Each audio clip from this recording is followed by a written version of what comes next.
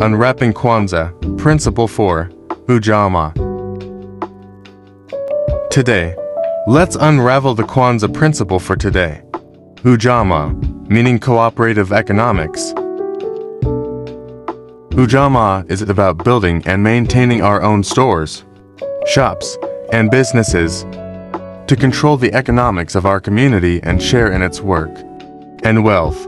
It's all about supporting each other. But Ujamaa goes to ways? We must support African American businesses. And African American businesses must support the African American community. It's a circle of empowerment. How can we practice Ujamaa? Think local. Supporting Black-owned restaurants that give back to the homeless is a fantastic example. Now, let's chat. What does Ujamaa mean to you? Where do you practice cooperative economics throughout the year? Share your thoughts, experiences, and let's spread the economic love.